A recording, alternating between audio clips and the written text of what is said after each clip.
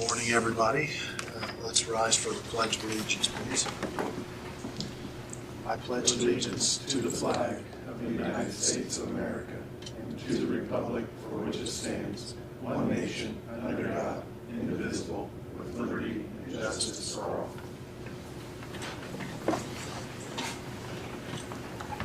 Thank you all for being here for the department head meeting.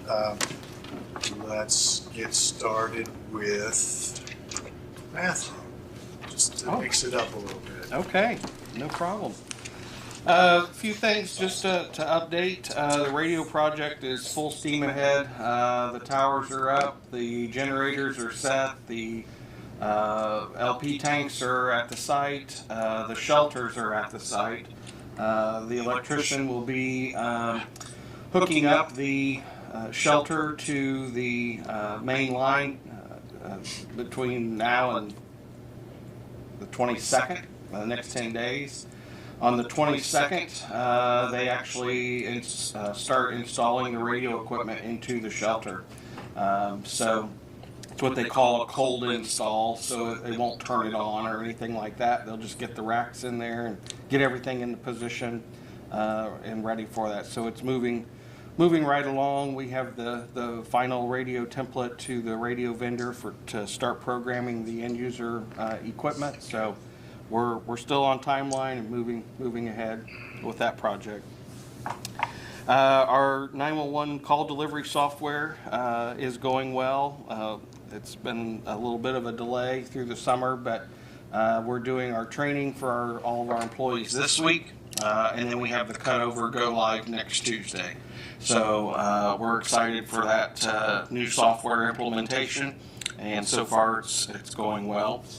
On the EMA side, we've been helping the Sheriff's Department, specifically their jail division, with some emergency response exercises this week. Deputy Director Duke has been helping with that. And we're also assisting Northeastern High School with a mock accident demonstration on Friday of this week. So it's been a busy week. So I do have a couple action items for commissioners today. You have the forms in front of you. They're somewhere. We have been fortunate that the last 2 years we have been fully staffed in the 911 center. And we did receive written notice from one of our longtime employees of their intent to retire shortly after the first of the year in January. So we will have to start from scratch. We don't have a hiring list that's any good anymore. So I did request permission from council to begin that hiring process last week, which was approved. But I also need your blessing as well to begin that process. This individual, whoever we would hire, would not start until the retirement takes place. So we're not bringing on anybody early or anything like that. Okay. So we have a request to hire. Is there? I'll make a motion to approve that. I'll second. We have a motion and a second. Any further discussion? Hearing none, all in favor of the motion signify by saying aye. Aye. Opposed, same sign. Motion carries. Thank you very much. You're welcome. Also in front of you, I have a request for an increase in the hotel rate. We attend the Indiana State 911 Professionals Conference each year, which is the end of September, 1st of October this year. It's at the Embassy Suites in Noblesville, and that nightly rate is $184, and I believe our limit is now $150 maybe. So I'm requesting an increase for that. Move for approval. Second. We have a motion and a second to approve the request. Is there any further discussion? If not, all in favor of the motion signify by saying aye. Aye. Opposed, same sign. The motion carries. And I have nothing further unless you have questions for me. Any questions for Matthew? None. All right. Thank you, Matthew. It won't be easy today. Dan? Just a couple items. We have our flu and COVID vaccines in, and we're going to host a clinic on October 2nd for employees and spouses from 10 to 1 in this room here, I believe. Is that what you put on the flyer? Yes. We'll come over here. And then on October 6th, we'll host one for County Council and County Commissioners at 7:30 a.m. We have the Pfizer only COVID vaccine and the flu vaccines. And we're still waiting on approvals from the CDC on what's recommended as far as what the doses so far for children and adults. And then I have a request to transfer some funds for the commissioners before it goes to council. You should have documentation on that somewhere. I think Bobby has it, but I'm asking that $1,700 be transferred from my general liability line in the Health First Indiana Fund, 1161, to the vehicle and content insurance line to cover the remainder year of vehicle insurance. All right. I'll make a motion to approve that. Second. We have a motion and a second to approve the transfer within the Health First Indiana Fund. Any further discussion? Hearing none, all in favor of the motion signify by saying aye. Aye. Aye. Opposed, same sign. Motion carries.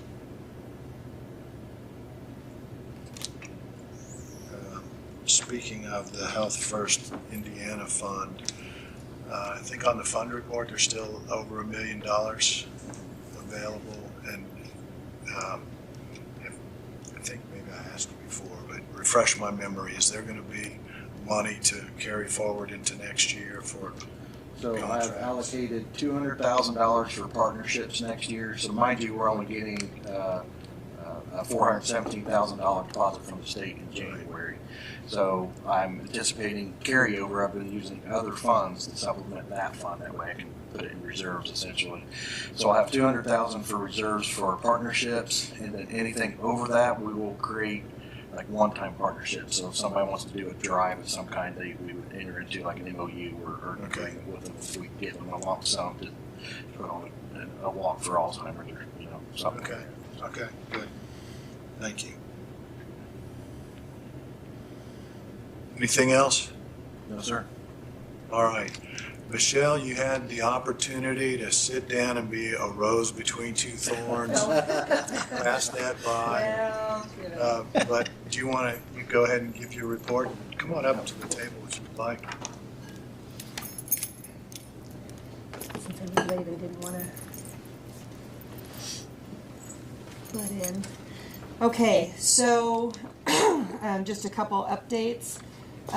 For our Veteran Emergency Fund, we got the monthly donation that we get from Cronin was $420. It varies a little bit, but this month it was $420. And we got a first-time donation from Needler's Fresh Market, Okay. and their donation was $16.63, which I thought was pretty nice of them. So anyway, that puts us at just about $10,000 in our emergency fund. So Great. it's nice to have that cushion with winter coming, because Sure. I suspect we'll have more veterans needing assistance with the winter. And it'll allow us to do some things like potentially get backpacks or jackets or that kind of thing that we can hand out. Today is the arrival of the Global War on Terror Traveling Tribute Wall. The escort is at 5. Anybody who chooses to be involved can line up at 4 p.m. at Shelton's Fireworks, and then they'll travel along 40 to Veterans Park. The wall will be there through the weekend. The Marine Corps League has taken over, or has taken on the duty of providing security for the wall while it's at the park. And then there's events for the next 3 or 4 days. Saturday, so our office is going to be closed on Friday, because Saturday we will be at the park all day doing veterans benefits, and getting claims started and that kind of thing. So they're going to do a blood drive. I mean, they've got breakfasts and lunches and dinners and bands and whatever. So There's a lot going on at the Veterans Park this weekend. And then just a reminder that on the 25th, Eastern Indiana Works is doing the Veterans Resource and Hiring Fair out at Coleman Center. And that's from 1 to 4 on the 25th. And that's all I have. Thank you. Any questions for Michelle? Dale? Well, we've been working on getting the boiler cleaned and air cleaned, and one of them's back up online today at the courthouse, and we'll have to run around and check for any steam leaks and stuff like that today, so that'll keep us busy. That's about all I have right now. All right. Thank you. Kim? Yes.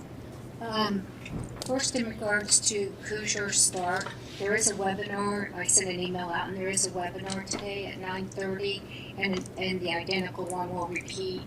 It'll be at 12:30. I've had quite a few employees ask if there's any way to record that, and there is not. So the representative under Hoosier Start will be here on October the 9th for appointments, so I will have the opportunity to talk to him and see what we can do, because it makes it extremely difficult, unless they're doing it from home, is to view the webinar for those who are 24/7 operations. So I am going to talk to him and see what we can do to help those employees out. And then just a reminder, Friday is the last day for the NVR checks under this program. So and also if you're wishing to turn in your insurance, auto insurance information. So here's what's going to happen if you have not participated so far and you don't plan on it. Again, there's going to be an approved list. You will not be able to check out a county car. You will not be able, without the insurance information, to seek mileage reimbursement. So what happens if suddenly you're not doing it right now just because you might have the thought, I don't travel, I won't have a need for the county vehicle, or I won't have a need to submit mileage. You would come to HR. It's going to slow you down a little if you wait to the last minute, but we will be able to do a hard copy information on your driver's license and send it back. So to go out take 24 to 48 hours to get that back, so you will not be able to travel until that report is received back. So there is a backup plan for those who have not participated. So are there any questions on the NVR checks? Is there a way to get a list by agency to make sure our folks did do it? Because I have no way to know. Mm-hmm. Yeah, you have a small enough department, I can do that. Yeah.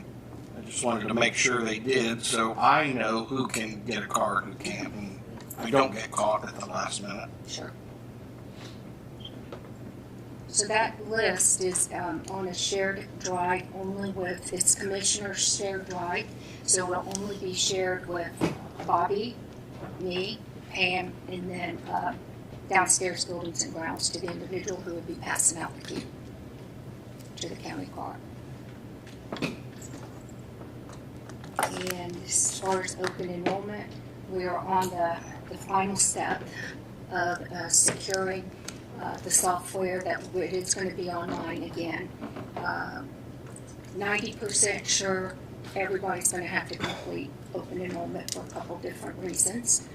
So it will be for everybody. Whether, again, I repeat this every time, whether they're going to enroll or not. We need decline from them if they're not going to enroll. So it'll be for everybody. Okay. So that will be coming out as soon as we And button up some that's things. scheduled to start in September. Yes, the end of What's that? September will go 2 full weeks. The last 2 weeks of September, so that's coming up quickly. No, not. Or does it start the end of September and go into October? I think that's what Sorry, it is. I have it written down.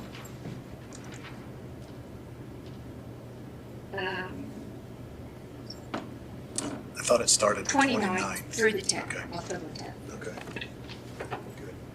Thank you. Any questions for Kim?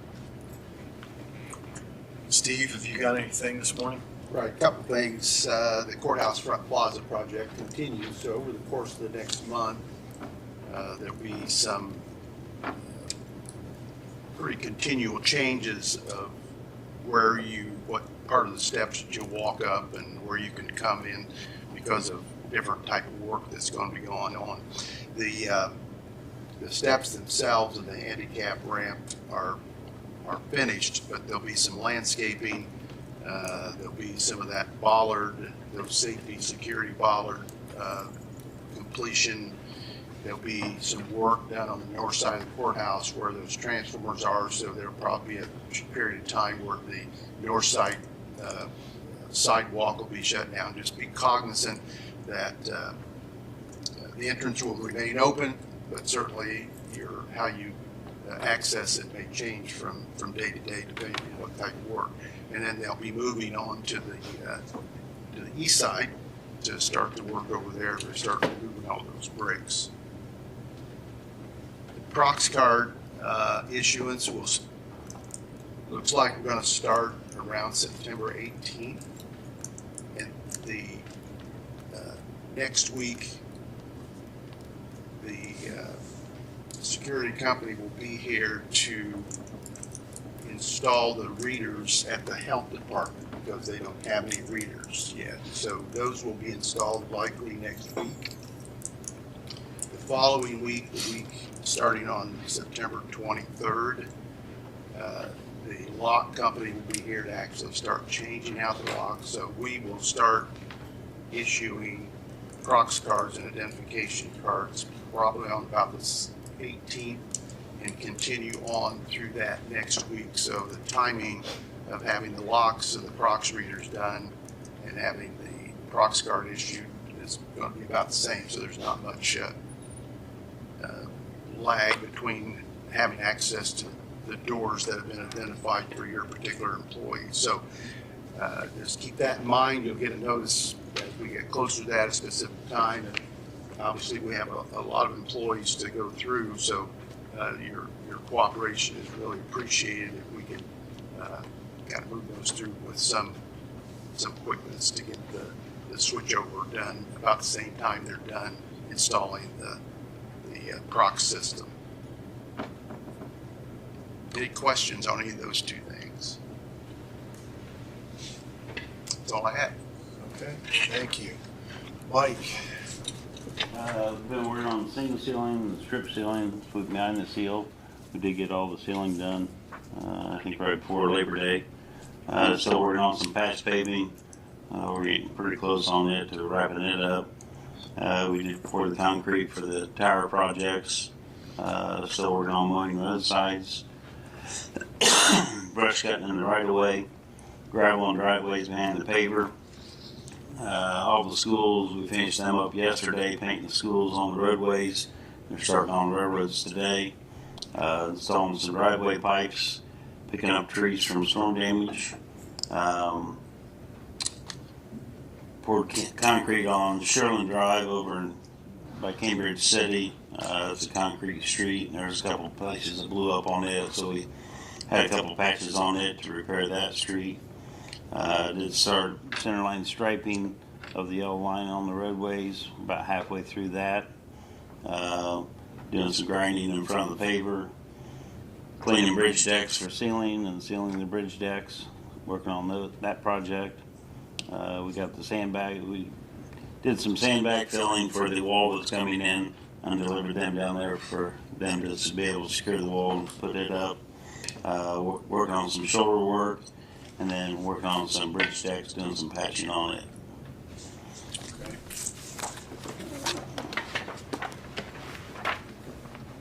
It's got one paper. This doesn't have to be decided today, but the contract for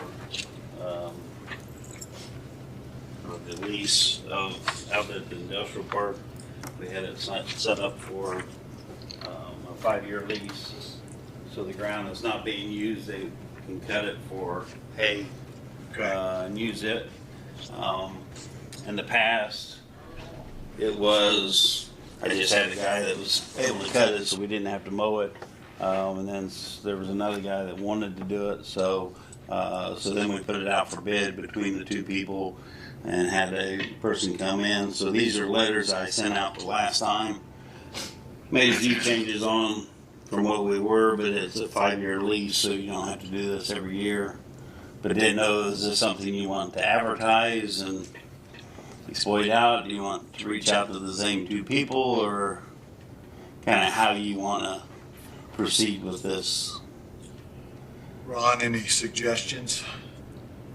Steve? I think you've got a couple of viable possibilities. I would say ask those two for quotes. So, And this doesn't have to be completed, so basically, kind of in the farming industry, you need to tell the person by, before the first of the year whether they're going to be doing it the following year, so that's why I thought, well, we'll go ahead and get started on it. And the one thing I did add was to be able to move the whatever round bales or product they do produce, try to get it moved off within 30 days, because they haven't been moving them off. They baled it, but they haven't it's more moved of a them. service So, for us. Okay. Steve, any thoughts? Obviously, this is just simply for forage and not, they can't no-till or. right. Yeah. Yeah, it's not for crops. It's just basically to cut the grass that's out there, so we don't have to mow it. In the past, we had to mow it, and then I thought, well, why not cut it for hay if somebody wanted to cut it? That's why we kind of started that. But So anybody that sees this meeting is welcome to contact you if they want to sure.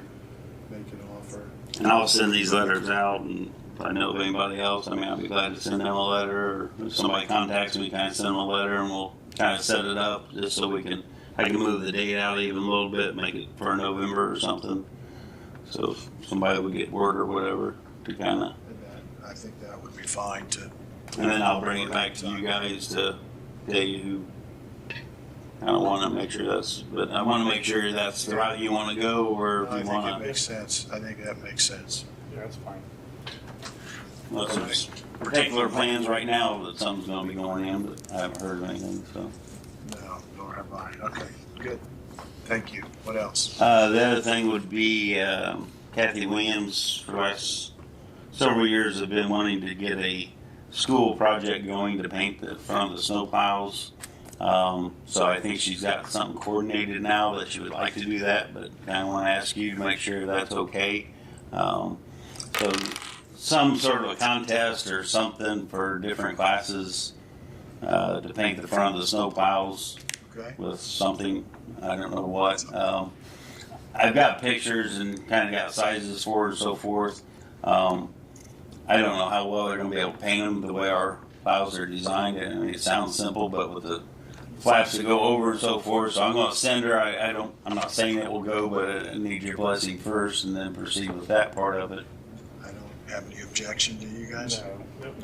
I think what she would be planning on, if they would do it, that we would deliver the piles to the school, and then, because they didn't really want school buses of kids going out to our place and Exactly. hanging piles, but Makes sense.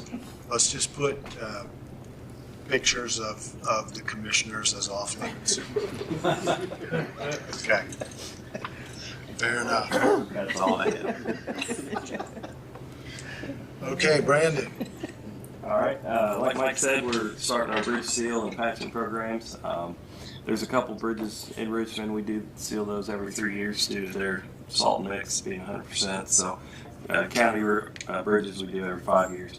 There's a couple. Main Street, we'll probably look at closing that down completely to do that. And then Industries, the 4-lane out there, we'll probably do say the outside lanes first and then come back to the inside lanes to keep traffic on that one. But we'll let all the proper authorities know. We'll let you know at the time before we do that. South G Street Bridge, they are installing the safety rail this week. So that's finally underway. Yeah, do you have how long that's going to last, Brandon? I would think a couple weeks maybe. They're really pushing to get that up. I know It's pretty problematic right now. If you're eastbound on the bridge, and you want to turn left at the end, you got to stay in the right-hand lane, or you're going to get nailed by oncoming traffic. Right, and I know that they're restricted to certain times. They can't be out there when school's starting or ending too. So, and I think they are going to be working through the weekend to try and hurry up and get that done. The Waterfall Road, as far as right-of-way goes, we've got 3 parcels secured. Ron, I think we sent you the information for the combination. Do you need anything else on that, or? When did you send it? I think they sent it earlier this week. Okay. I know the earliest we can submit the paperwork to the courts is the 12th, so the sooner the better. I know time's up. I'm not saying I don't have it, but I am saying I haven't found it or opened it. Okay, I'll double check on that for you. And then one last thing I just wanted to bring up, Bridge 307, which is Gravel Pit Road, out there by 121. We have the plans complete for that one. On the latest inspection, the superstructure did drop to a poor rating. There's the community crossings for this year is going up in October. It's, to my understanding, going to be the last community crossings that's done the old way before the state changes over. So I was just asking if you thought it would be advantageous for us to apply for that community crossings next month. Is that the most pressing bridge issue you have that's not already in process? Yeah, this is not one of our federal projects. So it's just going to be a deck and superstructure replacement. We're not replacing the pier or the abutments. So in doing so, we would need to talk to council about the match.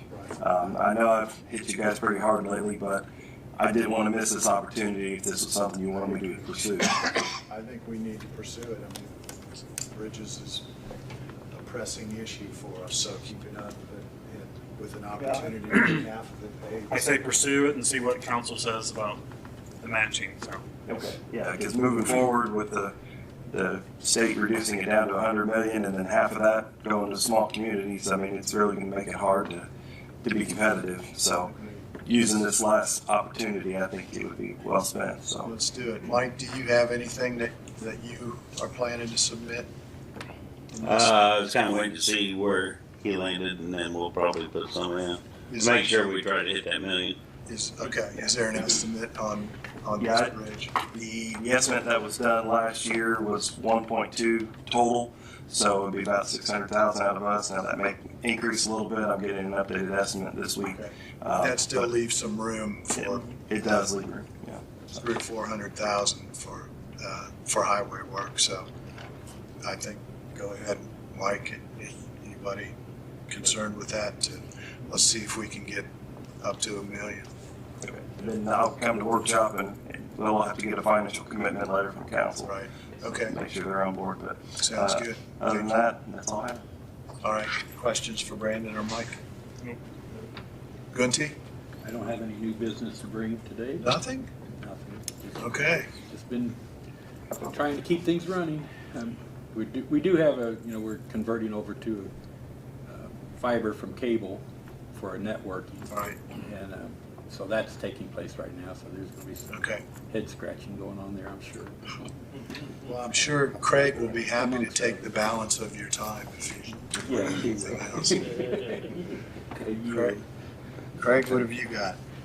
All right. Good morning, everybody. Our web server SSL certificates expire on the 15th. We went ahead and updated those this week, and the new certificates now expire on October 8th, 2026. So we're good for a little bit more over a year.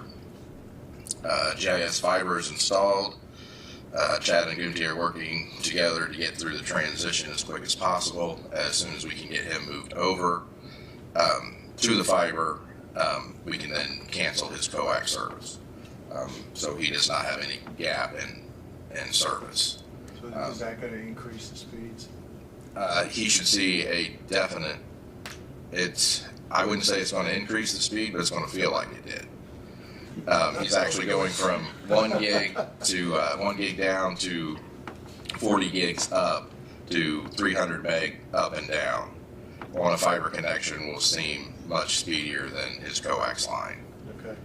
And the reason why it's taking longer than just plugging in a new line, coax and fiber cannot share the same IPs, so he got a new set of IPs. So the new uplink cables in the courthouse are done and now in use for the VoIP, for the new VoIP network. Our next step is to light up the fiber in between the buildings for that, do some testing, and we will be, that should be the end of the network for the VoIP. We are still working on the MSC 365 migration for the Health Department and Public Safety. We had major permission issues with the vendor. The vendor could basically not do anything with the other two domains. We've resolved those permission issues. Now we just need to go around and identify any of your users that are on the that old account that use the OneDrive. If you have any files out of there, we need to make sure we back those up and then transition everybody over and then put those files back. So that's still working on that. That has definitely not been fun. We had to basically do a emergency router install yesterday. The router we were using decided to completely die yesterday morning.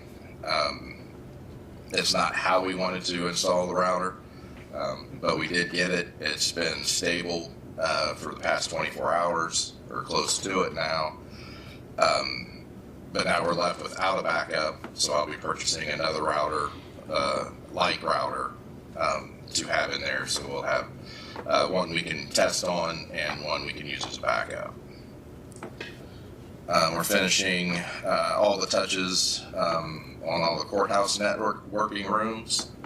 I don't know if any of you have seen the old IDF rooms that look like a big pile of spaghetti. They are looking a lot better these days. Chad has been doing an amazing job cleaning that up, and we are actually able to eliminate the need for quite a few switches. So that's excellent. We've got our cybersecurity reassessment done. We got hit on 6 areas. Most of them are policy, just identifying people and how we do it. We have the policies in place. We just need to really formalize and make sure everybody knows their role. How we do it right now, if something happens, I'm alerted and I alert Chad. Me and Chad go to work. Everybody else in the office really don't know what to do. So I need to sit down, define some roles, and make sure everybody knows their roles when disaster hits. The other 2, one is for we do not have a dedicated cybersecurity position. It's basically myself and Chad. We kind of share that role, but we get hit because we do not have a dedicated position for that. Not asking for a position. That's just something that we got hit on. And the other one is we do have some older... Sounds like a name change. We have some older software out there. Usually it's the middleman to make things work. We get hit on that simply because it's old. But we have that documented, and we make sure that we keep our eye on that software. We keep it really tight. That was another thing we got hit. At the bottom line, at a tactical level, the county has made significant progress in efforts to implement many powerful controls. However, gaps are still present. Improving on these gaps, the county will have an excellent foundation from which to move beyond these fundamental cybersecurity safeguards into more advanced cybersecurity protection. So, clean up our policies, define our roles, and formally name change or create a new position, and we are looking really good. Good. So how does the software and the changes that you've been talking to council about funding, how does that fit into the overall security picture? Yeah, that will really help out our foundation. Our foundation is Microsoft, and having, especially dealing with the emails, the advanced logging, and some of the advanced features that we'll have access to within Microsoft, that will help out tremendously as well. Specifically, one of our biggest ones is the protected emails. I think everyone in the county wants those. We'll be able to use the BitLocker drive encryption which we do not need now. It will especially be helpful on any kind of mobile device, surfaces, laptops. We will have the ability to remote wipe, remote lock. We will be able to do that we do not have at the time right now. Any other questions? The phone system, we know you've talked to council about it. They've expressed interest in funding that and moving forward. What's your recollection of exactly where we're at in terms of funding? And right now I do not see us having the time to get it implemented this year. Okay. Definitely the beginning of next year. We will have windows that open up. We will use this time to start our pre-deployment discussions, make sure we'll do walkthroughs, make sure we have everything we need. We have to make sure we have the ATA devices, which are the little analog to digital converters for the alarm systems. We need to identify all of those, make sure we have those in place, make sure that we have the right amount of phones. I'm not guessing, but according to the PBX, we have 307 phones out there. I want to make sure we don't miss anyone. And really, that's probably what the next quarter will be, is just really discussing, getting in there, making sure everything is correct. So when it comes time to deploy, it should be easier. I've talked to Dexter at Parallax about going to department. He's not so sure, since we do have our dedicated network. He's saying we should just go ahead and drop them all down, let them work side by side, get the training done. When we're ready, then we'll port the numbers. I'll discuss that with the office and move forward on that, on what we feel is right for the county. Because the biggest thing that we're going to run into when we drop them department to department is whoever has the VoIP and is trying to dial an extension to our POTS, they'll have to dial the entire 10-digit line and not the 4-digit number. So that will be kind of a hassle, and people won't really like that. Tough to overcome. We've been doing it for 5 years. True. So it sounds like council is doing their best to work the additional funding into the budget for next year. So yes, we'll be hopefully be able to complete that project next year. Okay. Other questions for Craig? Anything else? Okay. Thank you. Mark, anything from the auditor's office for this group? Not a thing. Okay. Ron? Nothing. Commissioners? Anything else? All right. Anybody have any questions? If not, let's take a brief recess to get ready for our next meeting. Thank you.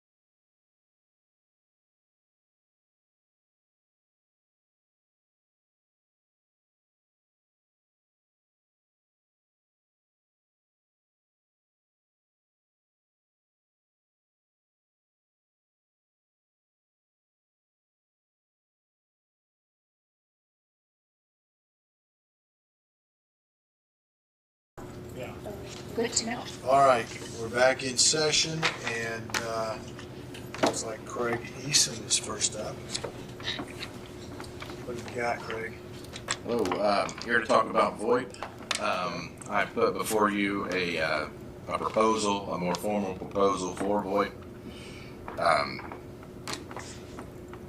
And, you know, we've been talking about VoIP for years now. And, you know, again, it's not a futuristic system. VoIP is a modern day phone system.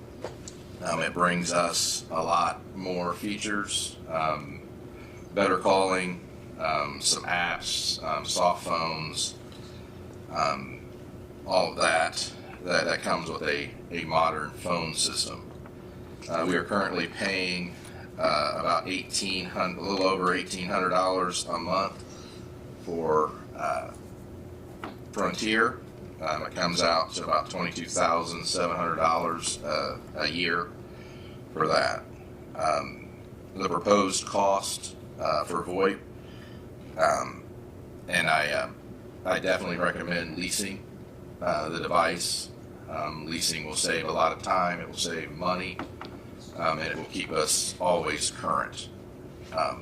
So that lease is $18.50 per device per month. We have 307 devices. That comes out to $5,679 a month, or $68,154 a year. That is a difference of $45,444 that I will be needing to add to my budget. And council's aware of that, at Yeah. least in round numbers, maybe not that Right, exact. not the exact numbers, but Have we done anything recently to identify whether 307 is the appropriate number? You know, we reviewed how many stations we have and whether we can get fewer than we have, or whether we need more. right, and I think it is. Like I said, in our PBX we have 307 devices. Out of those 307 devices, we have 150 DID lines, which are your direct dial lines. With VoIP, it's $18.50 per device. It doesn't matter if it's a virtual extension or if it's a direct dial. But 307, I think, is a correct number from what we need. I would love to see it go down, but we have not actually been out and counted, you know, every single device. We can. If we've got some time, it sounds Right. like, between now and the time you are ready to start the install. Yeah, absolutely. Let's have some further discussions just to make sure, you know, Okay. if it was 290 instead of 307, Right. that would That's going to make an impact. Amount Right. of savings over time. So I'm not saying that's the wrong number. I'm Right. saying, No, I understand. And I mean, and that number will fluctuate. New positions that are being created, that'll be a new phone. Right. You know, any position that is, you know, being terminated or, you know, dissolved, it'll save a phone. And so, what ability do we have to add stations easily over time? Well, if it's a new station, we'd have to run a new wire, but we'd have to do that anyways with the data. Right. We should have plenty of room on the switches for expansion. Okay. So I think we were pretty close to full on the PBX, weren't we? Yes. Yeah. With the PBX, not only are we at end of life on the PBX itself, their phones are just not available. We have a few more in stock, but once that's over, you can't even eBay them anymore. So. Okay. The phone count, was the trustee not on our system? They were on our system. So, And we ported those. We had those ported out when they moved. and that's in the 307 Yeah. count. Yeah, because those numbers are no longer ours.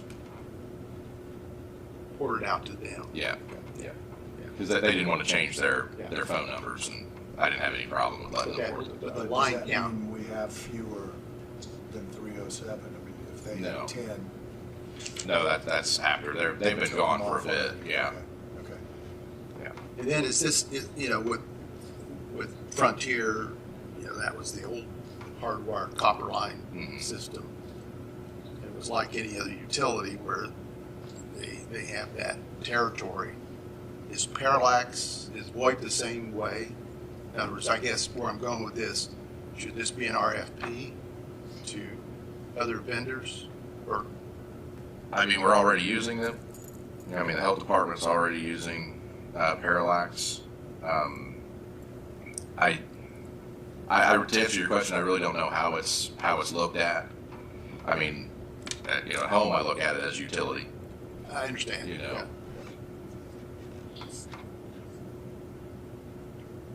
Well,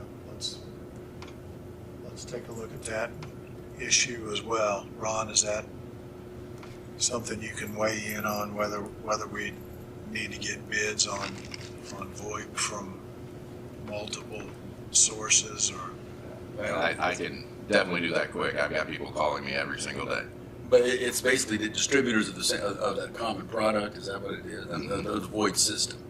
Right. Okay. Yeah. I think the uniqueness of the system allows the system to be spec'd. So I think all you need to do is decide among get quotes for installation and delivery, and go with the best. Right. Yeah, I mean, VoIP's VoIP. You know. Yeah. That's what I know. well, why don't you work with Steve and we'll sort through all the questions that are going to come up between now And then is this a next year. Is this a multi-year contract? Do we have a contract with them? We have no contract at all with them. I'll ask Dexter when we get into those, finalizing that. I'm sure we can. I mean, I guess where I'm going with that question is Are these prices locked in for a? Right. I assume we'll get a license agreement that will include a maintenance component as well as the actual cost of the product. Yeah, it should. Everything should be included in the $18.50 per month. But again, without a contract, Right. that could change That could to change. $21.50 Right. at some point, and Yeah. we don't have enough money budgeted to all of a sudden. So like when I get my Verizon phone, I have a 2-year contract Right. with it, and that price is the same for that time period. Mm-hmm. And I could definitely ask. When I got the quote, it was literally just a quote at $18.50. I know that price has been good for a couple years now. It has not went up. yeah, I remember that. We've been talking about this for a while, and it's always been $18.50. So, all right. Well, we've got a little time, but let's stay on top of this. So Okay. if you can work with Steve, see where we go from here. Okay. Yes, absolutely. I have a question that's kind of related to this, but not cell phones. Mm-hmm. We have a lot of departments that have government-issued cell phones, but I think, correct me if I'm wrong, the department head or the elected official has always went out and got the contract or picked the... Have we looked at doing IT, take care of that and get a better contract for everybody? I know you don't want to do it, You but... see that look? He wants no part of that. Look at me. We've looked at it. Because we don't know how many phones we have, what contracts we've signed. And I will say, along with that, the problem I have with that is, let's say somebody signs a 2-year contract and then they leave or whatever, then we're stuck with that contract. Or I'm just, you know, it wasn't And I'm looking at department the head or security part of anything it else. too. What are they Right. accessing on these phones? And what do we control? Because I know, like with my wife's company, her company issues the phone, and they control that phone. Right. There's certain things that they restrict that she can get on, and I mean, so I know you don't want to do it, but I'm thinking for security and for You know, we don't cost. really have Wi-Fi here, so nobody's really connecting their phones to anything. So no mobile phone is actually connecting to our network. Amy Chenoweth is the Verizon Spock. She's the point of contact for Verizon. She should have just about all the information you need. on that. Because she's paying the bills every. But like, I pay my own bill. I know the sheriff's department pays their own bill. Clerk pays her own bill.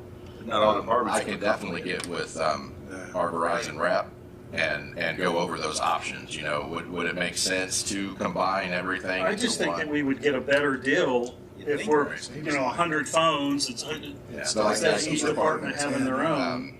Yeah, key department's a little different. We buy our phone, and the county pays for our service. The county does not buy our phone. When we hopped on the You buy your own personal phone? yes, Okay. yeah. So we go through Verizon, but we actually pay if it's $250. If it's $500, we actually pay that out of our own pocket, but the county pays our service. I think we're the only department that does that. That's something that I think we should look at as commissioners. We need to standardize. Getting a standardized. And do we even know, are all of the contracts through Verizon? Sheriff's think the Department's Sheriff's a Department is. little crazy.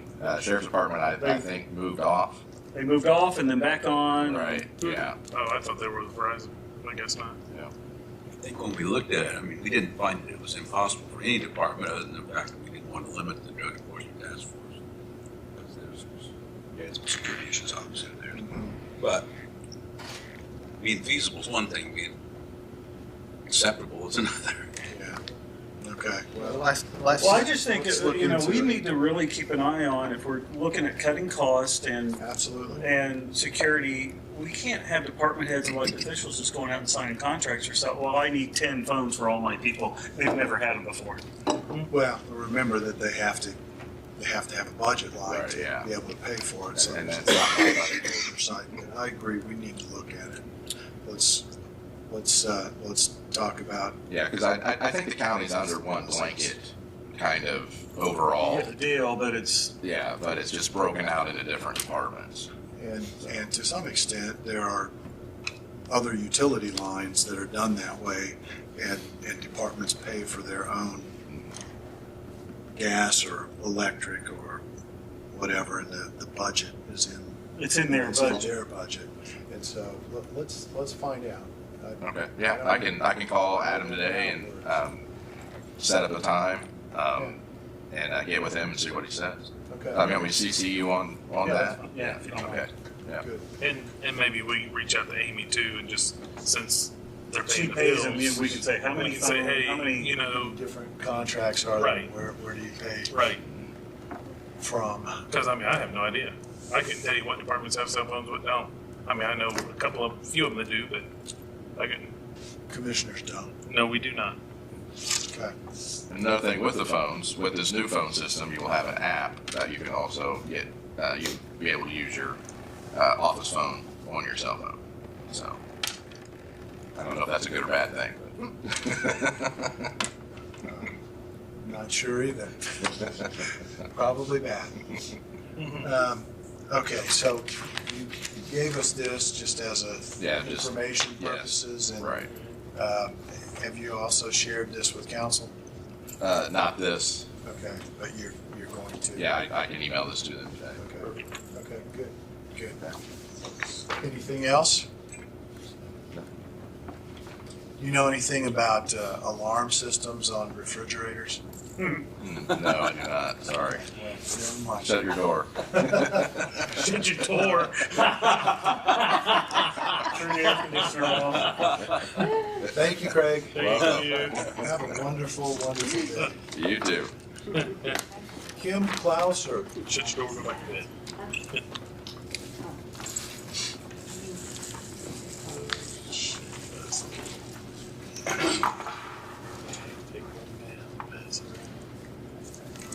So moving around is you're gonna have a spreadsheet that was generated by Dunn and Associates to help guide us to see where we wanna go with premiums. And while you're looking at that, and I'll kind of explain it here in a second, but I did want you to know, we have 204 employees under Plan A and 152 under Plan B. this A year. is traditional, B is high deductibles. I'm sorry, say that again now. How many? So we have 204 under A and 152 under B.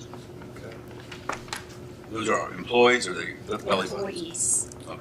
So 356 total. Yes.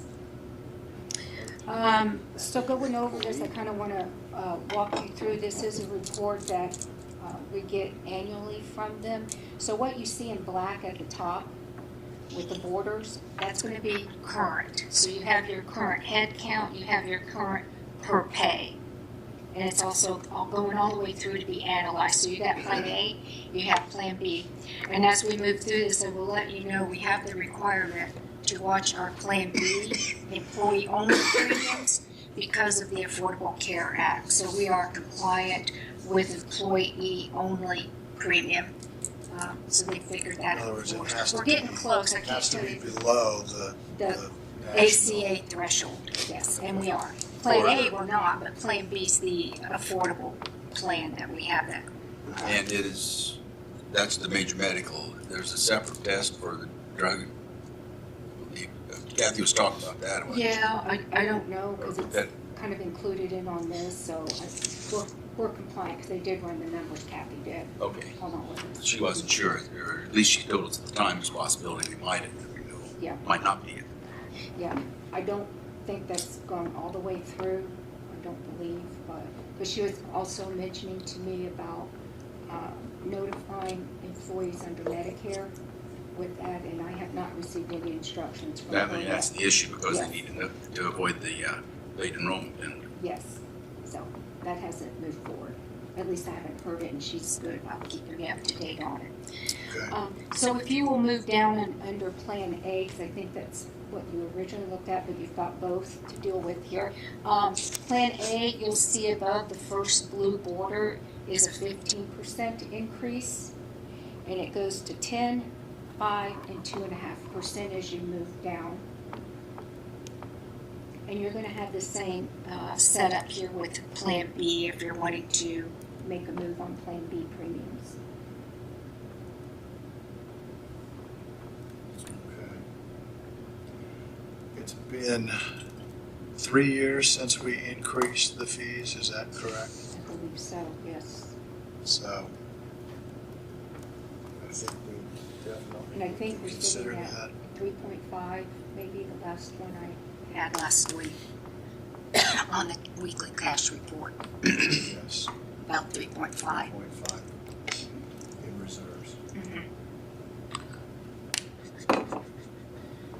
I think we ought to look at either the 2.5% increase or the 5% increase for Plan A and no increase on Plan B, because our intent over the last several years has been to see if we can move people towards Plan B. There are increased costs. See, I was thinking more of a 10 or 15 on Plan A. Well, and I'm open to that conversation. Again, it's been 3 years since we increased. I mean, if you look at the it's less than $25 per pay. If you go to 15%, which that's a lot, but we haven't had an increase in 3 years, and And it helps a little too that it is a pre-tax premium. Right. I probably would prefer not to go above 10%. yeah, I mean, I'm leaning more towards 10. But Aaron, thoughts? I was actually thinking right about 10% on that, looking at the chart. So that would go from $84 a pay to $92.40 for the single. and I was looking at like the difference on the family because that's probably more impactful on a family. Right. And that would be $22 a pay on family. So $44 a month. Council affirmed its determination not to have any salary increases. No. We have not received should have it this week, haven't received the Irwin report. Remember, they're getting a full-blown report Yes. from Irwin this year. It's been 2 years years since they had a full It's report? every, yes, every 2 years. So no, they have not at all said that there would be no increase, but they haven't identified. And obviously, it'd be premature without seeing the consultant's report, what that might be. So my assumption is that they're working to try to be able to give a raise. Do we know when you say the report's supposed to come out this next week sometime? This week, and I have it down. I'll call them either Friday or Monday if I don't have it. Okay. Of course, it was also supposed to come out in July, so. Right, I They know. are having problems with the workforce, the market, like Okay. we do. Okay. So that's where their hang up is right now is, the employees. And I know we need to make a decision on this fairly soon because all the I enrollment need it kids. now. Because they have to put this in the software. Okay. Yeah. So, It'd be really nice to know what that report comes in at, Yeah. what council's thinking, because I I don't mean, think we can wait. right. I'm leaning towards 5 myself, but if you guys are. Without that report, I would look at 5 because I just, you know, I mean, we would, certainly the hope would be that whatever we do here is going to be offset by a salary increase. Right. That I expect it will be. And remember that the premium that they're paying for their health insurance is going to be just a fraction of what a salary increase would be, even if it was only 1 or 2%. right. And the other thing is we're still looking at a very real possibility of a holiday, a premium holiday for December. And I'm very much inclined to recommend that. If we can do it, yeah, I would do it. I mean, I'm okay with 5%. It's $11 pay, so. And this is something over time that we need to, consider. If we do a small increase. I mean, next year we'll probably definitely have to look at another 5%. Agreed. Right. So, are we? I would be okay with 5%, not having any information about possible increases So on say pay. 5% on A and then on B. None on B. Correct. I'll make that motion. I'll second that. We have a motion and a second for a 5% increase for Plan A and no increase for Plan B. Is there any further discussion? Hearing none, all in favor of the motion signify by saying aye. Aye. Opposed, same sign. Motion carries. All right, Kim. Okay, thank you. Anything else you need from us? Don't think so. Thanks for sticking with it and getting us these numbers. I know it's been tough to get them, but I think we're still in good shape. I just got that we It's still time have for reports, the email, and we're still at 3.5 as of Good. today. Good. All right. Thank you. Ron? Passing out a proposed notice that we would send out for the auction on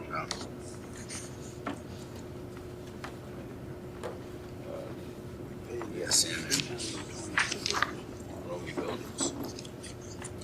Well, the lot adjacent to them. Yeah. It's not the them. site of the former It is building. absolutely We're not selling not BS6 the building. BS6 There are no building. improvements. It is a vacant lot to the west of that building. And we need, basically, I'm gonna operate under the assumption that we're gonna get a bid that's acceptable, so I didn't build it in any alternate process for receiving sealed bids in the event the auction was unsuccessful. We could do that, or And if we you're can ready, always start over if well, if we start over, we could go to actually hire a broker. That listed with listed, yeah, whatever it is. So, to do this, we need to advertise it twice, a week apart, with the last advertisement at least 7 days before the auction. And that means that we can advertise, get this notice in tomorrow. Western Wayne News, palladium's really not a time issue. Have it published on the 17th and the 24th. And that would mean that any time after October 1st would be an acceptable date for the auction itself. If you want to try to do that on the day of a commissioners meeting, because it's not going to take a long time, I would say the 8th would be the date you'd be looking at, because, you know, you have the afternoon of the Right. 1st. And I'm not opposed to that, just that all of our sales are typically on a Thursday morning. Or we could attend either. I don't care. I would like to be able to have a meeting of the commissioners, so because I did, and if you look, let's look at the notice, but if you look at it, notwithstanding the apparent high bidder at the auction, you reserve the right, if you so chose, to reject any bids you receive. Started out, we agreed with a $10,000 minimum bid and a suggested incremental bidding of $2,500 for the first 2 rounds. And after that, let the auctioneer do the auctioneer's job. And I'd like to open that conversation back up, because Fine. the meeting before, when Brad was here, we had talked about the possibility of the minimum bid being the average of the 2 appraisals. That's what I thought. Subsequent to that, I think the discussion was concern that we would get anybody to bid at that high of a number. I mean, for us, if we were buying property, the maximum bid would be the average of 2 appraisals. That's as much Not as necessarily. we could pay. A lot of times now, that is the starting. But as a governmental entity, that's as much as we can pay. Right. So I think the discussion was, it went all over the map, and then we landed on $10,000 now. I'm willing to reopen that conversation. Well, I put there's no You guys reserve. made a decision, I'm okay with it. And I will say, I really believe starting at the 10,000 as the minimum bid, I believe that would help possibly some competitive bidding. Possibly, you know, I go to a lot of auctions, and when things start under value, a lot of times you get a lot more competitive bidding. Sometimes, not always, but sometimes. The situation may be such that we could have only one person show up. You know? Correct. And that's why I put in the right that even though there's no official reserve, at least that was what we talked about last week, you reserve the right, kind of a pun, to reject Reserve the right to have. reject any apparent high bid. Sure. So if you got a 10,000, one person shows up, they only bid the minimum of 10,000, then it's kind of back in your lap as to whether you want to try an alternate method. Right. Because you're not legally required to get any amount. The statute's really poorly written. And the other side of this is, if we have a reserve or we don't get anybody to bid the minimum bid, wherever it's set, then we still own the daggone property. Yeah, and you Start over. That's not our Start over. intention. You'd like to get it back on the tax roll. Exactly. Right. Yeah, I definitely So would. that we have no further responsibility for it. I definitely want to come out of this auction not owning that property anymore. That's my goal. Agreed. And I appreciate your point, Brad. I mean, But the appraisals are available for public inspection. Bobby would be the right person to make the phone call on that. Okay. I don't know if you have them or And so it'll say that, it will say that get in them to you. it will say that in the advertisement. Take a look. The blanks in the advertisement just relate to the date of the auction and the name of the auctioneer. I don't know. Yeah, I so don't know that Steve has, before you set these dates in stone, obviously this gives me we gotta have somebody yeah, you- and committed it's- to doing the to auction. confirm that they can do that date, so Right.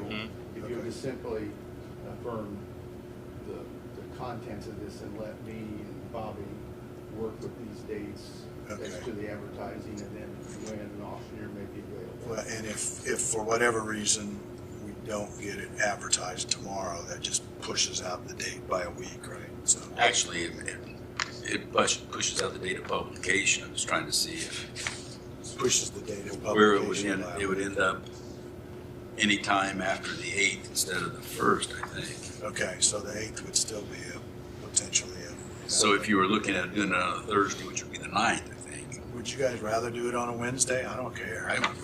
It's not going to take a long time. Right. You're talking 15 minutes at most.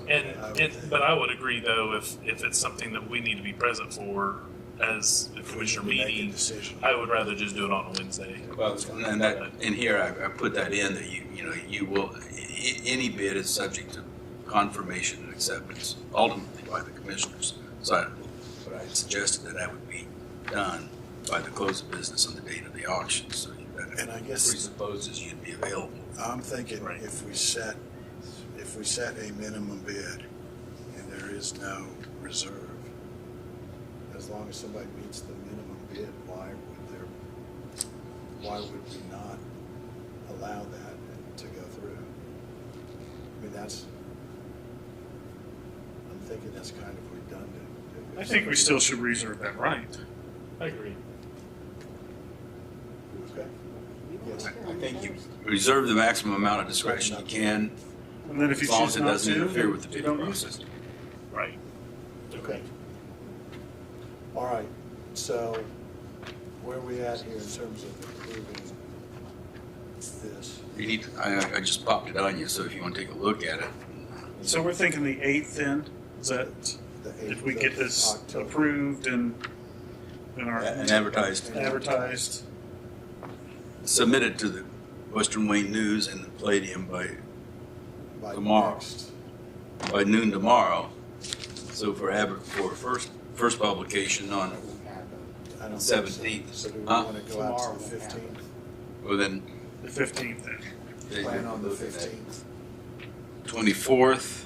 So I'll send this information out today to potential auctioneers. Right. And we I got gotta to see get it. what dates they're available. Yeah.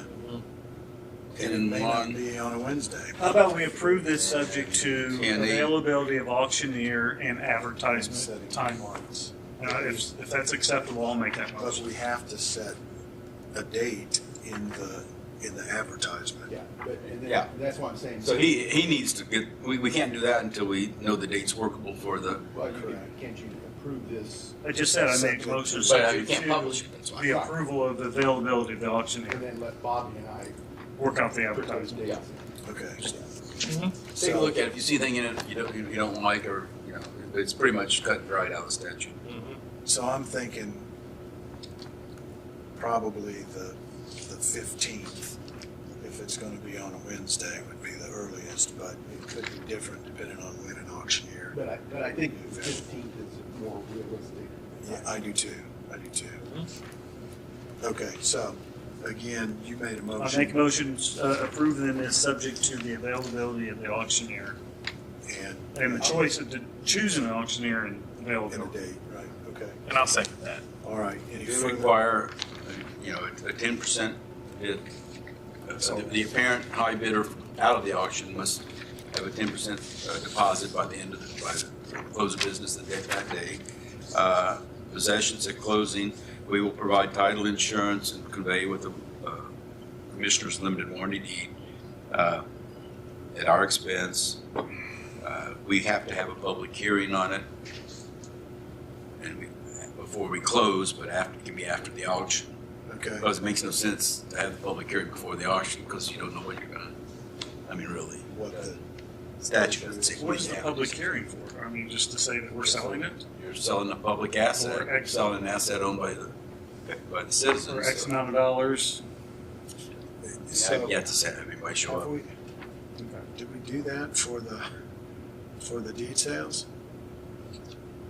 Do we do that for the deed sales? Yeah. The whole thing is deed sale is public. Yeah, I don't know. I guess I didn't really. I was gonna say, wouldn't the auction, I don't think we be a have. public meeting also? Well, statute says you have to. Okay. I just assume That's interesting. this is mostly akin to a deed sale. It is. It is.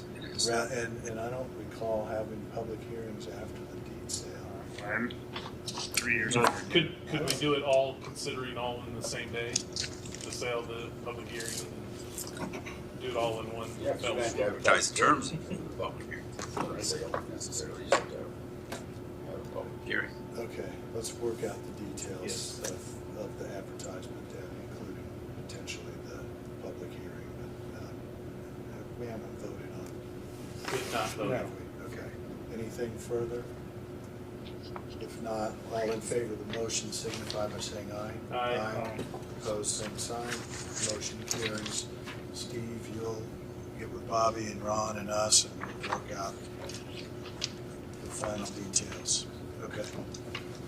And I'm finishing up Barry's request to get the radio equipment. Okay, and the interlocal agreements on those, you mean?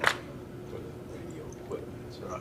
Radio Okay. devices. Okay, that are being given to the fire departments, And, or to the township, Township. government, or towns. towns, if they don't have an incorporated fire department. Okay, okay, That'll probably be next week. okay.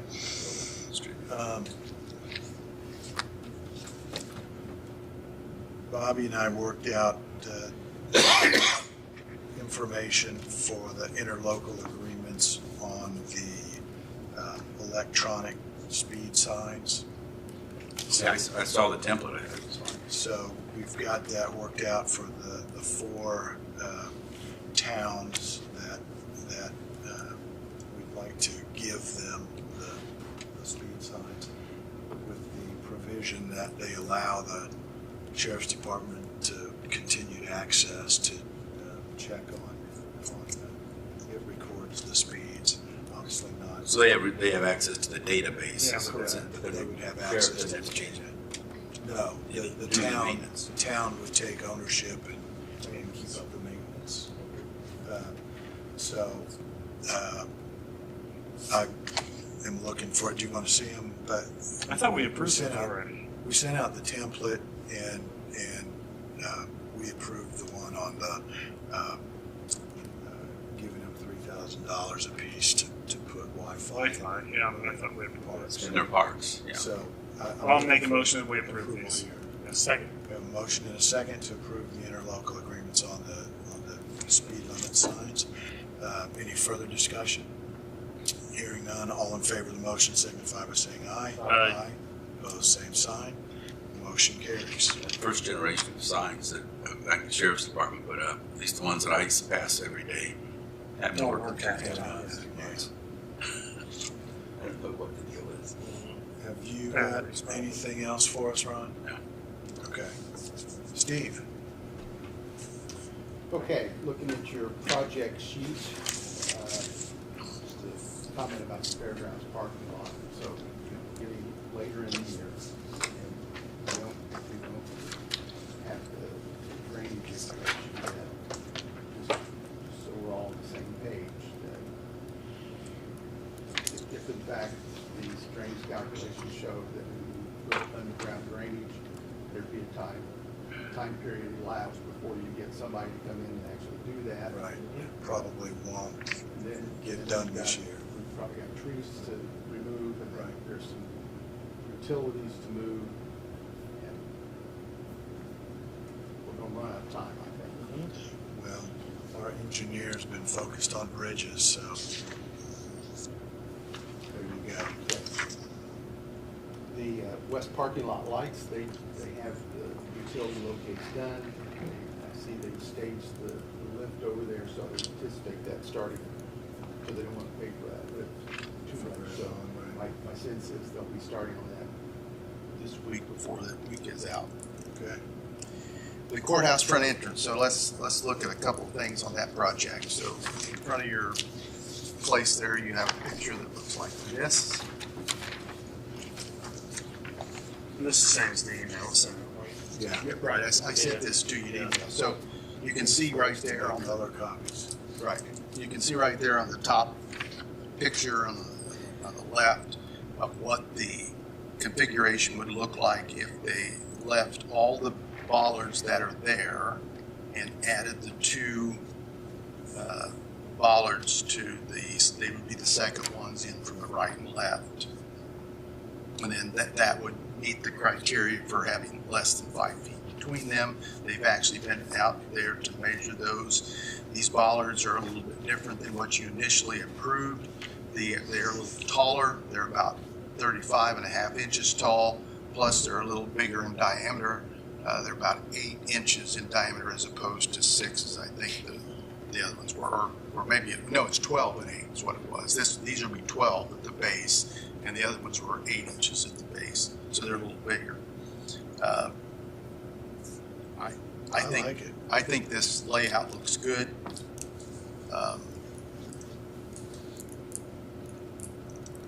Is the bottom left the same? Yes. Just a different angle? Different angle, yes. So all these are the same? Yeah, it's the same layout. And how's this differ from the, There's 7 instead of 5. Right. well, but the original plan? The original plan would have had, when you look in the center there, those center 3, the 2, when you're looking at the 3 in the center, the 2 on the outside, the 2 on the outside of those 3 would be a little bit farther north and south. It was 5 evenly spaced. Correct. And this is 7 in there.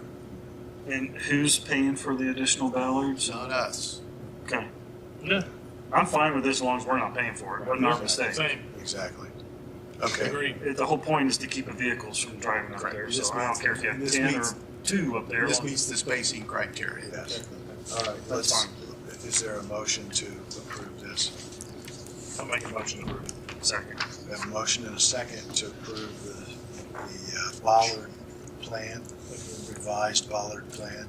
If there's no further discussion, all in favor of the motion signify by saying aye. Aye. Opposed, same sign. Motion carries. Okay. Okay, and then look at this sheet that looks like this. And remember that we have a change order before us. We've not taken any action on it. And this change order is to bring the fence that is proposed around those transformers on the north side of the courthouse, to bring them into compliance with RP&L's requirements. Recall that these are actually RP&L transformers and equipment. However, they serve us exclusively. And I sent you their narrative from the folks at RP&L on why this has to be this large and why the gates have to be the way they are. The change order to add, if you look at this drawing, there's 3 gates, and these gates are larger, they're wider than what was originally proposed. Plus, there's 2 additional gates than what was originally proposed. And the original proposal was to put the posts of the fence in the ground. This one is to expand the concrete pad that the transformer set on and mount the fence to the concrete pad. And the reason why RP&L prefers this is because there's a pretty extensive underground wiring that goes to these transformers. And so rather than digging these stumps out, they're just actually going to grind them off so that they don't dig into the ground. So they preferred not to have any disturbance in the ground around that with respect to drilling holes in for posts or pulling out the stumps because of the underground wiring that's there. And there's a vault. There's a vault underneath this. Yeah, if you go underneath this, if you get down in there, there is a ton of wires that comes into this, and they're pretty good sized wires. So that's their preference. They did meet, LWC did meet with RP&L on this, and RP&L, this was their preference. The question begs to be asked, okay, there was not a fence there to start with, does it even need a fence? But then the point of this is also to provide security for this equipment, which serves us exclusively. Okay. So the change order for the widening the concrete pad and adding the 3 extra wide gates and the different post mounting is $17,090 is the change order.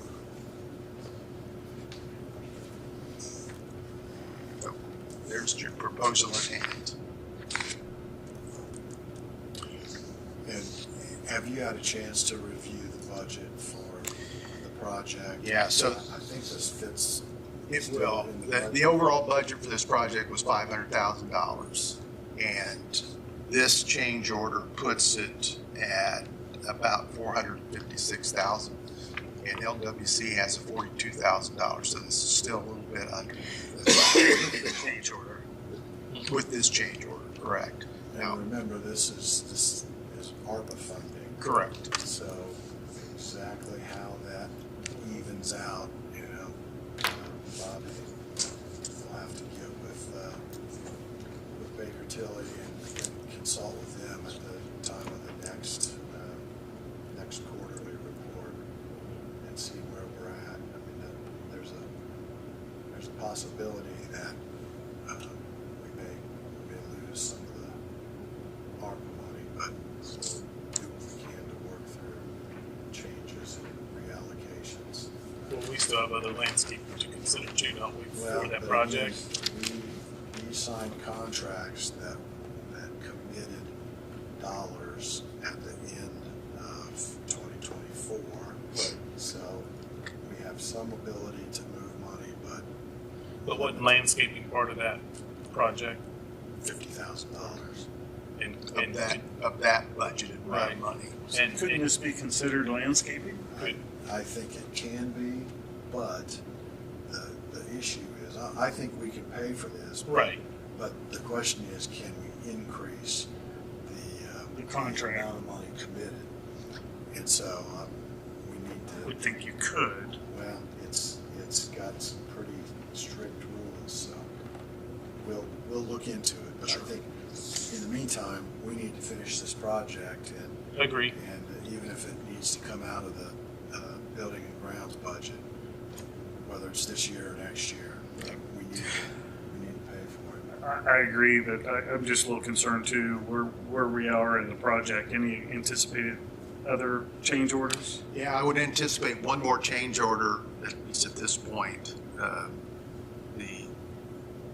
When the street lights that are in the project are to be installed, the wire that is between there's a street light, the parking lot light, right in the middle of the parking lot, and the wire that goes to the west light needs to go underground, and so that wasn't a part of the bid. So that's the only one I anticipate at this point. However, we don't know what they're going to get into when they start moving these bricks out here with respect to what's underneath it. But, so in answer to your question, I anticipate one more change order of what you've already seen. But a relatively small one. Yes. And you never really know when you're doing stuff like And this. remember, here on the north side of this building, we've had some sinkhole issues in the past, and so as they get down in there, who knows, they may drop an excavator down into somebody's basement. Not ours. And are we comfortable that all our other ARPA projects are going to at least come in expended at or above the level we have, so we're not in a rebate situation? I think we're in pretty good shape on most of the rest of them. The one question mark in my mind is the Main Street revitalization program. And so we awarded, I think, 4 grants or forgivable loans, actually, in downtown Richmond. One of them is started and completed. The other 3 have not yet begun. And so they technically have until the end of 2026, but they haven't begun yet. So we need to follow up with them, and we have some ability to move some of that money to other similar projects in downtown. But I think one of the challenges they're running into is the availability of contractors. So we'll stay on top of that, but that's the other area. Contacted the city, they're Bethfield's. Bethfield's correct. And they have their own set of building owners Yeah, I remember that. I think we did the base documents for all of them. Correct. We have actually run into some situations where already some of the folks we're working with are looking to sell their property, and there's a clause in there that the grant would be forgiven 20% a year for 5 years. So if they sell it before then, they'll need to pay some of the money back. What happens to that money? Well, and then I think we need to reallocate that to other projects. So we're kind of in a situation where we're competing against ourselves with all the other stuff that's going on in particularly in downtown Richmond with the Irwin Lilly funding, and we may have to put out another call for applications for other, Or the ones that weren't originally funded, to make a contact to see if they're still viable. and the ones that were not originally funded was primarily because they were not viable, so they didn't meet all the criteria. So I would say that we need to get on that sooner than later. we're on it. Okay. Move for approval on this. On the change order. Change order. Second. We have a motion and a second to approve the change order. Any further discussion? Hearing none, all in favor of the motion signify by saying aye. Aye. Aye.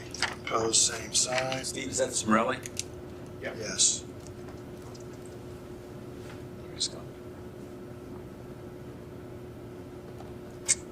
Whoops. What else, Steve? And then let's talk a little bit about the landscaping.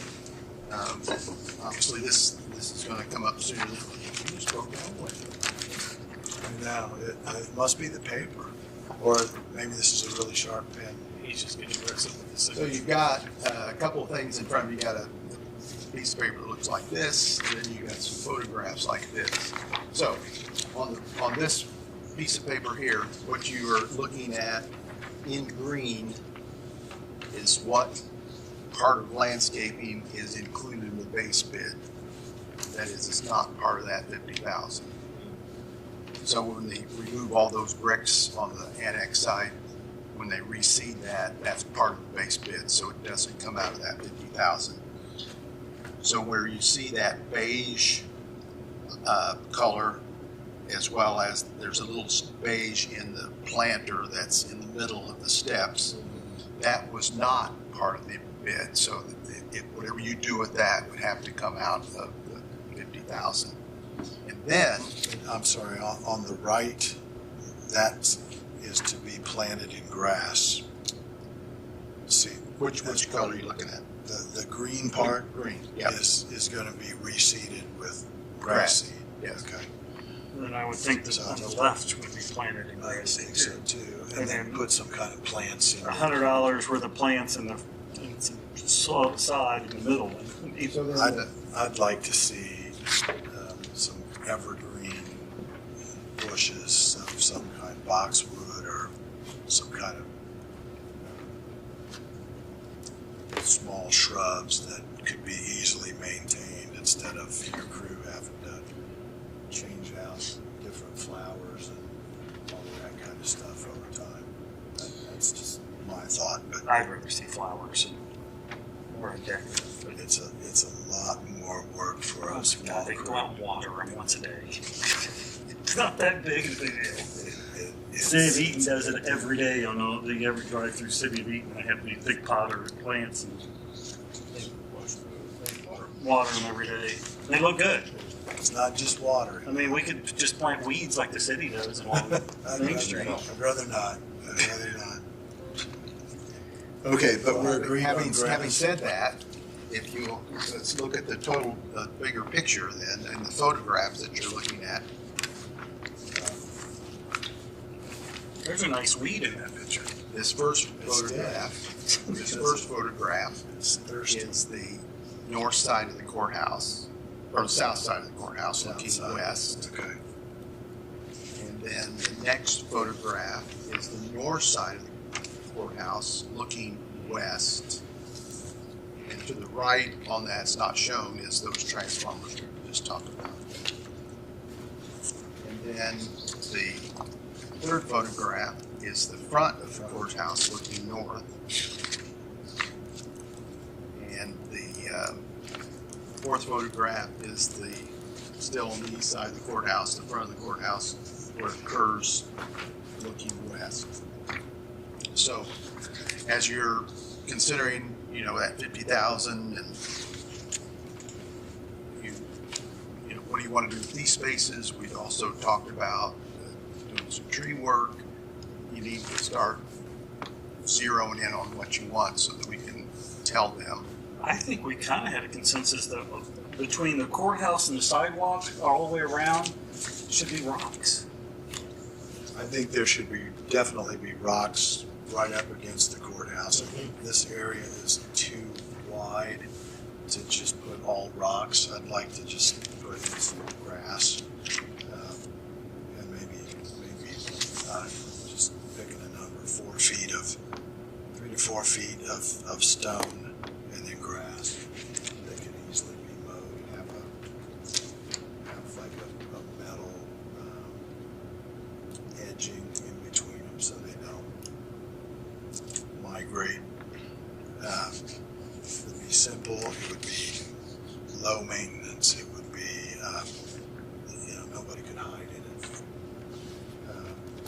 But some of those areas are. Like this area here, you think it's too wide, just put all rocks in? It's about 10 feet. But the front, Right. I like the front just doing all rock. I do too. All the way up to the sidewalk. But Because then if you mow it, But then on you the have to north- blow off the sidewalks. and- north side, south side, though, it is a lot wider. Right. Maybe there you could do the grass and make it the same width. But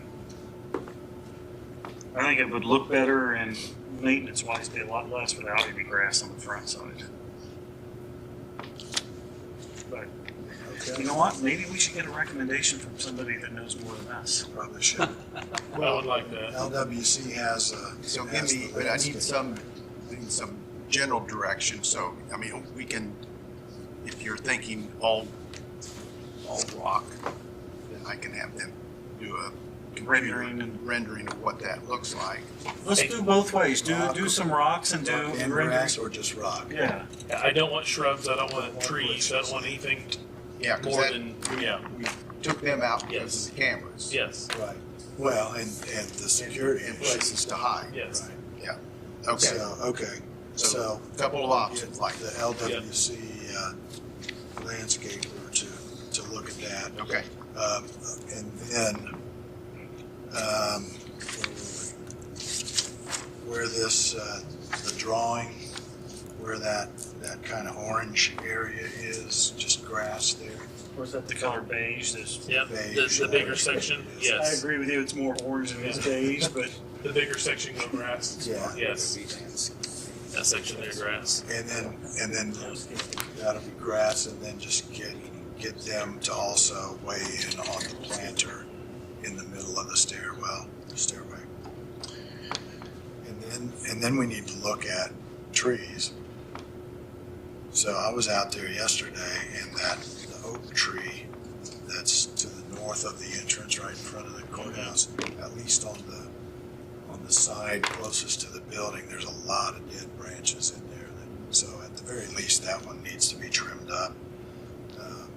We took out the one that was right there by the entrance. Highway took that out last year. There's a couple out by South 8th Street too that has some dead.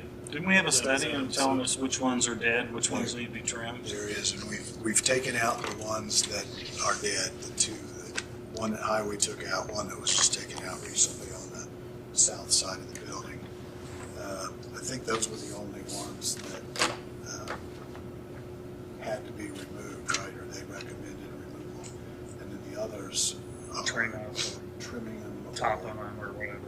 or some of them are cabling, which is to put a cable between the two main trunks to keep them from separating, splitting down the middle. So probably need to go back to get some sense of how much the most important tree work would cost the most necessary. Didn't we say that a few months ago to have you Well, get you some started bids? talking about that, but then you talked about putting that 50,000 towards that. Towards that, but but then- we didn't know if Now that you came. we're kind of changed our focus just a bit on this, so. So there's a little bit here. It shouldn't be 50,000 worth. I certainly hope it's not. Landscaping's expensive. It is. Yeah, we do have, if you'll recall, when they started the work for the generator and they took out some of the dead bushes adjacent to the annex here, kind of in the middle of the L, there were a bunch of bigger rocks. I don't know that any of them were big enough to be classified as boulders, but some of those Pretty good size. some of those rocks could be brought back, strategically set into the stone next to Who did the design around the generators? Because I think that looks good what they did. It was, Oh, Ben? no, Nettle Creek. Rick Peely. Yeah. Nettle Creek. Maybe we should talk to him. I mean, because he did a good job on that. I mean, Okay, Okay. let's do that. All right, anything else on that? All right, the next thing then on the prox cards, you heard the dates that I said this morning. I think those are pretty solid dates now. We did get a confirmation that the SAS will actually be here this week to install install card readers indoors that don't have them yet. And I think that's just simply the health department. I think there's card readers on all the other doors that are part of the project. They'll come in and they'll install the locks that are activated by the card readers in the doors. Do you have the reports or proposals, whatever we're calling them, from department heads about who needs what kind of access? And so what do we have for commissioners, for example? Well, you don't have anything. I was going to just do you individually at the same, when we started doing this. Okay, because I mean they'll need to program it, right? Yeah. When they I assume you'll tell me what that program Well, would be. when you print the card, your card has a number on it, and the card's put in the system. And then in the system, they go, you're allowed this one, this one, this one, this, and this, whatever. So, yeah. Okay. I don't have a list for the commissioner's office. I think we could do that. Okay, but it still needs to be actually set by the security staff, right? Yes. For the Yes. key access. Yes. And then let's talk a little bit about the lanyards. So when you approved the policy, the thought was, I think at the time, was so that there was some uniformity as to what the lanyards would look like. Since that time, I've had some comments from employees that, well, before I get into that, let me go back to the front plaza first. So there have been a couple of employees, especially I think out of the clerk's office, that inquired whether or not that temporary ramp on the north side of the steps is going to remain there. That they would prefer to walk up a ramp rather than walk up steps. Any interest in keeping that ramp? Now, remember, we didn't pay for that ramp. I don't know what is under that ramp, whether it's even deep enough. It may just be temporary and not thick enough to sustain freezing and thawing. Don't know that. I don't know that it's wide enough to be ADA. It doesn't have to be because we've got the one on the south end. But I guess I just simply bring that to your attention because of some employee inquiry. Any interest in? And they'll probably, unless we intervene, they'll probably be taking that out fairly quickly. Yeah, too, because right? the south one's done. Yeah. So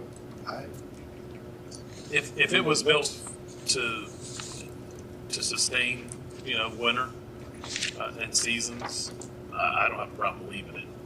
I don't either. I mean, It looks there, nice. It looks nice. It's not. Save them it's from not ripping it out. Symmetrical in that the actual ADA ramp is significantly farther away from the stairway than that one's only like 2 feet away. And the reason why that, because we had to get the right distance for the fall. Yeah, right. For the ADA elevation, yeah. Yeah. But why don't you at least find out, is it built as a regular sidewalk? And if it's not, you don't want to keep it. Right, it's gonna cost us more in the long run. Yeah, because if it's not, then they'll go ahead and take it out. We Right. don't have to worry about it. Okay. So back to the lanyard. So when we first wrote the policy, there was some thought that we wanted some uniformity in the lanyards. Now, to activate this card, it has to go up to the card reader. It doesn't read it several feet away. So there has to be some length on the lanyard itself so you can pull it to the. They had some employees indicate, well, why can't I have one like nurses have? It's got the retractable string on it. And Building and Grounds, Dale has indicated that there should be breakaway because of their type of work that they do, so that if it's caught in something, Or we give them the ones with the or the pull ones. You saw Craig this morning. He had his just clipped on to his shirt without the lanyard. So I've not ordered these yet. It just takes a couple of days to get into there. And then the other question is, this is the size of card it is, and there was some conversation that you wanted double so that the card would lay flat. Now they do make some that's the alligator clip that they don't twist and turn because the fabric is a little bit thicker, and then the color. So, what's your thoughts? Well, we have a convention coming up, and they always have a bunch of lanyards. Each of us. That's where I got this. We have about 100 each, and we'll have enough for all the employees. And then the questions come up. Well, why can't I have my own lanyard and I can color coordinate it with my outfit that day? I'm just saying. My personal preference is I don't care how they put it on. As long as it's displayed, they have accessibility and it's displayed as an employee. I personally prefer the lanyard that goes in and out for safety reasons. It makes it more convenient, especially for your maintenance guys that can have it on their belt. They're going in and out of the doors all day long. You don't want them bending over all the time. So it's a preference. I mean, I'd see the cost. I think the pool ones are the best way to go. How many people are actually going to have cards that open doors? That open doors? Right. Is it Oh, I 100? haven't Is it counted 300? Is it And see, those would be the ones that need to be on the lanyard. I'd or say- retractable. The other ones just need a clip. 150? And those retractable ones cost what, about $15 a piece? I don't know. I didn't price those. I don't think they're that. I didn't price those. Okay. Well, I don't think they're that well, expensive. look, and probably if you buy a quantity, it's less expensive than. I would say all the employees who don't have access to doors get a lanyard. Just the cheapest single Or a clip. or a clip. Yeah. Yeah. Whatever the cheapest one is, so they display it while they're. Just a clip, a pouch with a clip. Right. And then all those who have access either get the pull one or if they prefer a lanyard. But Now, if an employee that doesn't have door access and you just give them a clip and they say, "Hey, can I wear my own lanyard?" I don't have a problem with that. No. Now, you said a packet or a container. Now, Yeah. like the one Greg had on, they didn't have it in the container. It was just clipped right to Okay, here. I'm with you. The alligator clip was just clipped right to the. I wish I'd have worn mine today. Mine's in like a pouch. Yeah, it's I like- mean, a clip and boom, Right, it's like that. Yeah. like It's that. like that. Yeah. And it, Only small. it has a clip on that, Right. or they make them that has a pin. I mean, do you want those? Good. It does protect them a These little are bit more. these are pretty but cheap. Yeah, they are. You can get And you can give them the size of the cards. Yeah. So Yeah, I like those. I mean, I do think that would protect the card or yep. for a little bit longer, but. Because the pictures on it and the printing on it does fade in time. Okay, so you're leaning towards the retractable type, unless it's just simply an identification card, and then we're just going to get a clip, and you like the packets. Yes. Okay. Yeah, I'd probably give people an option of a clip or a pen. I think they sell them both ways. And then you're okay if they do have their own, just as long as it meets the criteria of being able to display it. As long as they're wearing it. You know, we got to set some standard. Can't be, you know, non-political or controversial. You can't have the naked ladies on it, or you know, guys, whatever. Or Budweiser. Yeah, I mean, it's got to be tasteful. I mean, and it's a shame that you have to call that out. Right. Exactly. Oh, 50, wow. They're not that, those retractable ones aren't that expensive.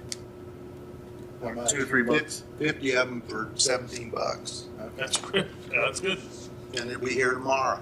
So there you go. Okay. Amazon's great. Yeah. Okay. So get one for everybody then. Yeah. And say, yeah, this is what we're issuing. Yeah. Now when I got Why change it up and just make my granddaughter is taking nursing, and you know that was a big deal of having one with style on it. You know, when you deal with kids, she's got one with a little teddy bear on it. Yeah. You know what? If they want to do that, they can go to Amazon and order their own teddy bear. Okay. That's right. All right. That's all on the Prox cards, and then that's all I have on the projects at this point. You did see some emails go back and forth on the sound system. Right. We put out some questions that we asked of Rick to provide us some guidance on, and Caleb weighed in on it as well. I think you had a couple of comments, and so. And I put a couple dates on, and I think we'll meet earlier than later. I was going to try to respond to those emails, but I'm in that little issue with that. But Okay. I'll take care of today. Nice. You got locked out. I did. I did. Okay, that's all I have. Took Craig a long time to figure out how to do that. Did we go over Not this, that or just not what we're supposed to? I didn't hand that out. I'm sorry, what is it? The vehicle, No. employee provided vehicles. I wanted to get it out to you guys today, and as I read through that, there are some issues that commissioners are supposed to be reviewing any take-home car situation annually. So I just wanted you guys to have the policy, and it establishes For who can do what with a take-home vehicle and who and gets. for all of you actually were on the commission when that was put together. This was prompted because there were some counties that actually got audited by the Internal Revenue Service. Correct. That they were not taxing non-cash taxable fringe benefits, and the county got dinged pretty good. I mean, they got penalties for not collecting taxes on non-cash fringe benefits. Well, and they also looked at cell phones, Oh, dry cell phones. cleaners. Yeah, cell phones. Cell phones I mean, they looked at all that kind of stuff, usually- but it's changed. Cell phones have changed. Yeah, they're de minimis. Right. But when we did start looking at this, Yeah. cell phones were being actually taxed. Yes. Now that has since been Right. relaxed by the IRS, but you're exactly right. Uniform Cleaning, car washes, cell phones. Everything was looked cars. at when that first came out. Yeah. So, and that's when this policy was put together. Now, it may be that, number one, we need to change the policy based on what current IRS regulations might be, but we need to look at this. I agree. And throughout this, you'll see footnotes of how it referenced back to the IRS policy. That's on the last page. So for example, down on the first page there, the definition of de minimis, that actually came from the IRS. And so you can see where some of this came from. So. And this has not been updated since it was originally drafted, so if, it's entirely possible that IRS regulations have changed as they relate to some of this. that's why you have that there. We do not, as far as I know, do we have that as an electronic document? Is it actually in the, on the website as our part of our policy? Yeah. Okay. But this is just the take-home car policy extracted from the full employee policy. So we'll take a week or so to review that, and then we can have some further discussions.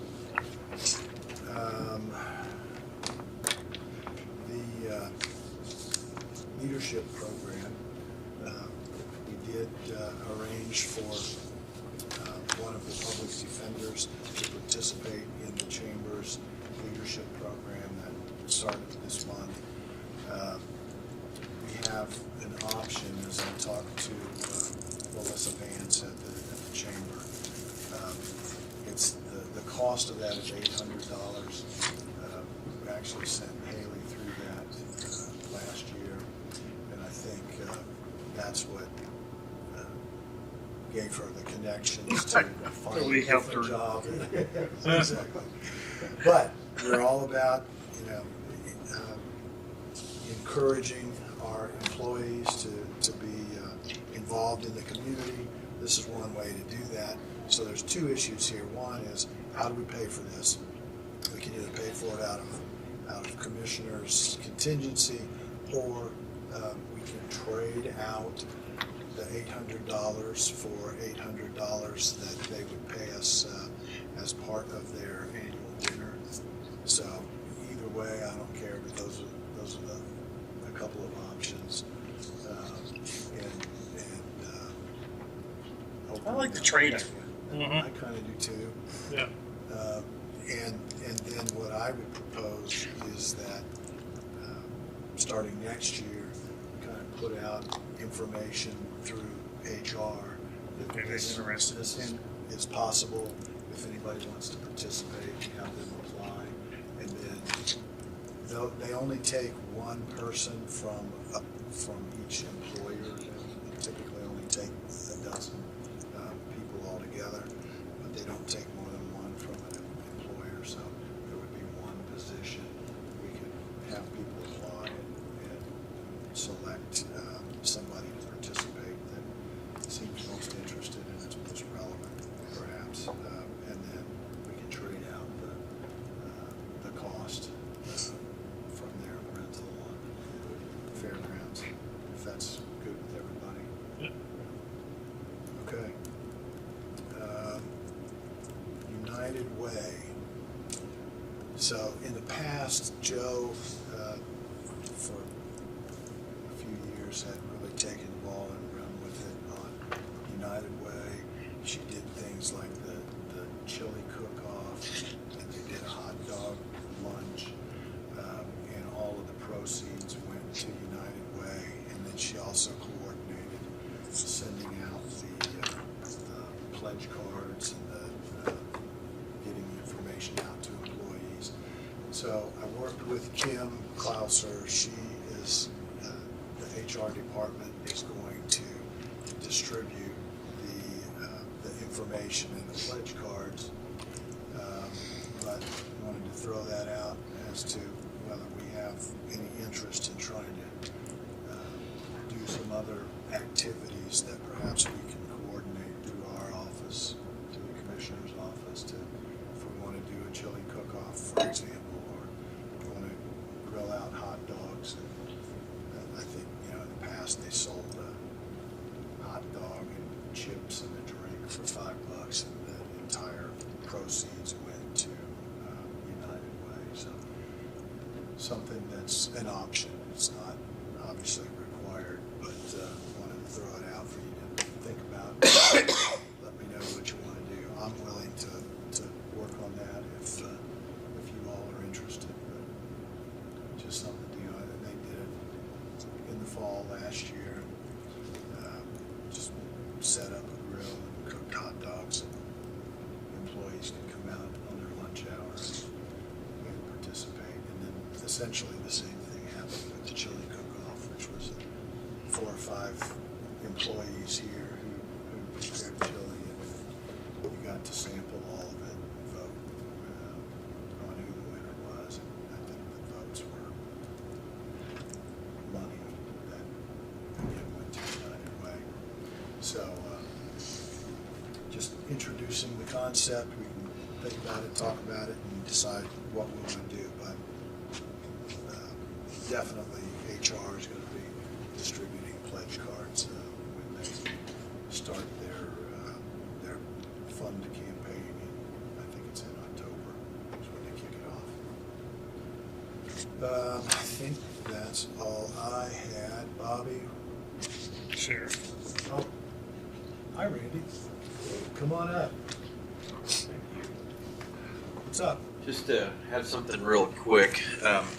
The Union County Sheriff, Jeff Adams, reached out to me and wanted to know if we had any Dodge Chargers that we were planning to sell or auction or whatever that we were getting rid of because they are in need of another vehicle. And I told him that we had 4 that we've identified to be auctioned, and they've already been processed for auctioning. He was wanting to know if he could purchase one. We've identified the best of the Chargers, and it is a 2019 Dodge Charger. The unit is S18. I have the VIN number if you like that. It's got 130,000 miles on it, but it's my understanding that it's in the best condition and has the least amount of issues. Of the ones we have available. Right. So I'm here today to ask, for your permission to either sell that to him, or my request would actually be to donate it to them. A car with 130,000 miles on it is going to be, going to be a lot less value than one, especially a Charger. The SUVs, they obviously bring a lot more money, but my request would be that we consider donating. My only concern is that reacting to individual requests rather than say, okay, police agencies in the area that might be interested, do we do an auction just for police agencies? And that, what if Cambridge and Fountain City and Milton and Union County and all of them had issues and they wanted a vehicle. So again, I don't have a problem with. I think we've already set we've given one to Milton Police. We've given one to the Williams County or Williamsburg or Economy. I don't know which one. Williamsburg Fire Department. I think as the requests come in, we should look at it. If they're an agency that has use to it, I have no problem donating that vehicle. Is that a motion? I'll make that motion. I'll second that motion. Do we need to, before we would do that, do we need to find that it has no value to us? Actually, and prepare a resolution. Okay, so we need a resolution. Yeah. So I'll need the VIN and all the details, and then they'll do a counterpart resolution. Usually we condition it upon their removing any county markings. But it's already removed, right? Correct. Okay. So, This was 18. 18. That's 18. Okay, so this is, the motion would be to authorize Ron to put together a resolution is it a resolution? Is it an interlocal agreement? What is Resolution. it? Resolution. Counterparts, and then they're county officials. Okay, and they'll be required to do the same. So that, you good with making that motion? Yes, and I'll second that motion. All right. Any further discussion? Hearing none, all in favor of the motion signify by saying aye. Aye. Opposed? Motion carries. So you're dealing directly with Jeff? Yeah, I have been. Just give me the information. I'll give him a call and get it either out to him or the commissioners for their I'll get him to sign. I'll email you all the information on the car. President Plaster, for what it's worth, I've not gotten any other requests from any other agency in quite some time, frankly. Okay. So I talk to him regularly. So the other three then are ready for the auction? Yes. So you're gonna take that to the fleet committee? We have. It's already gone. Yeah, they're ready to go. We were just waiting for them to remove their equipment. Okay. That's hard. You're gonna do it online, are you? Right. Yep. Okay, so those other three will go. I'll verify with Alan and make sure that all the equipment's out, but it's mine. He's already told me. Okay. Yep. All right. Anything else? That's it. Thank you for speaking to Kiwanis last week. It was very well received. Absolutely my pleasure. Yeah, truly was. Appreciate it. All right, have a good day. Thank you. Yeah, Randy.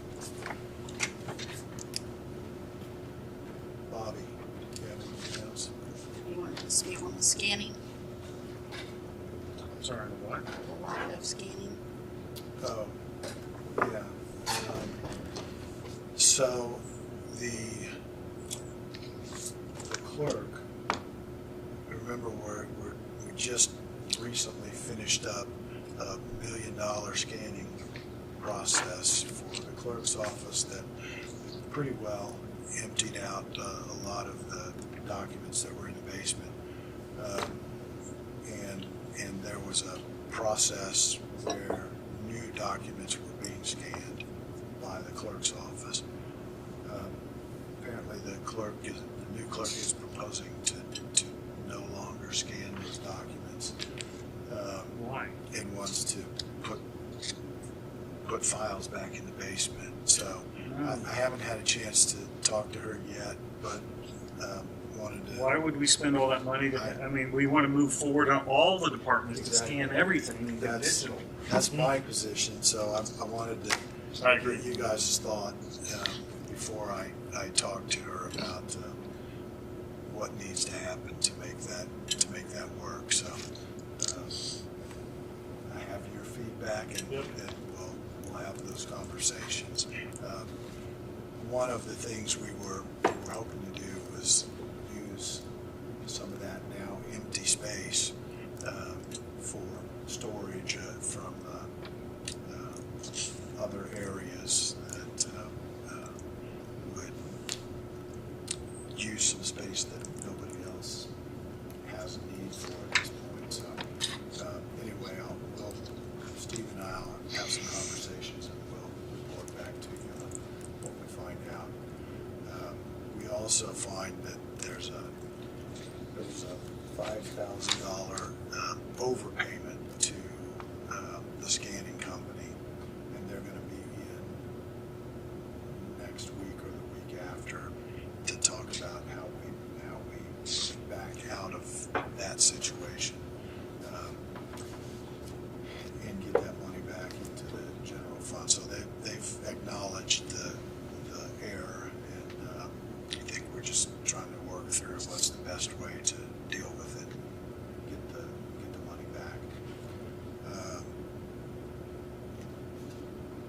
Anything else? The drone insurance.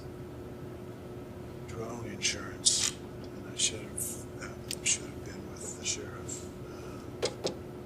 Is your phone on it? Yeah, because that was approached to me by our insurance carrier. Yeah. She goes, I didn't know you guys had drones. Those need to be insured. Internet. Of course they do. So the increase in the premium for the drones that have been added to the sheriff's department, I think we paid for a lot of that out of unrestricted opioid funds. I think so. At least part of it. Right. I think he added some or bought a few extras out of his commissary fund maybe.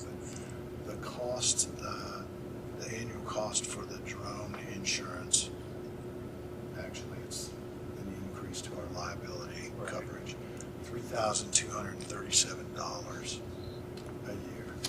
That doesn't cover them for casualty, it's just our liability. I believe that's just liability.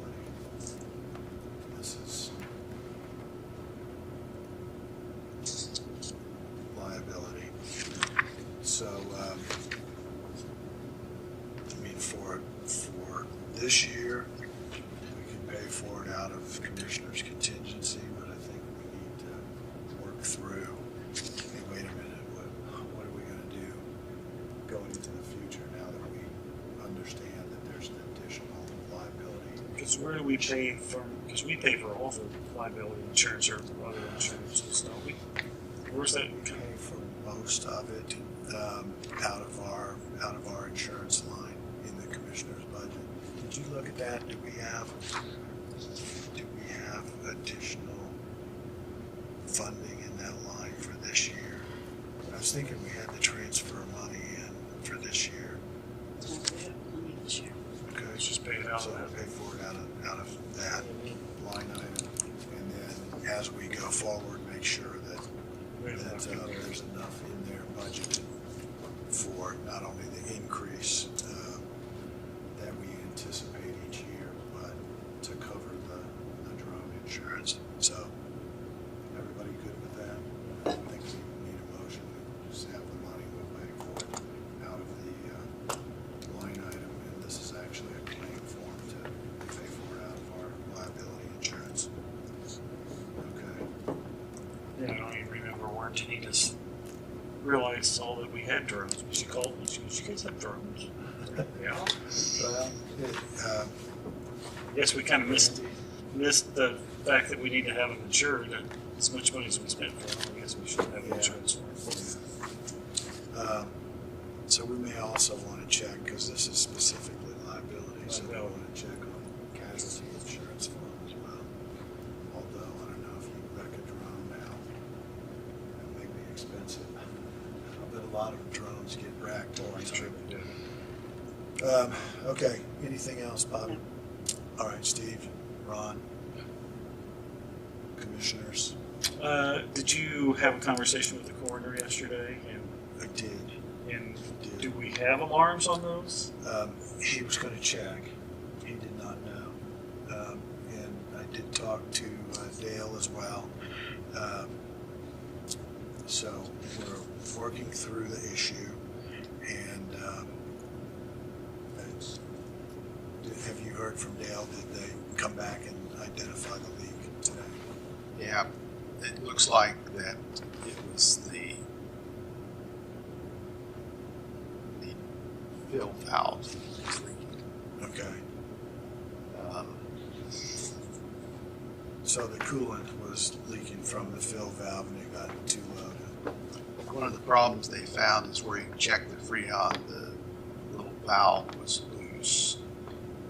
So, do we not have a routine maintenance on those, that they check them annually? When I talked to... Which it can happen at any time. You can have inspection the next day at break. So, right. When I talked to Brent, he said that they had a maintenance contract on the cooler itself, and that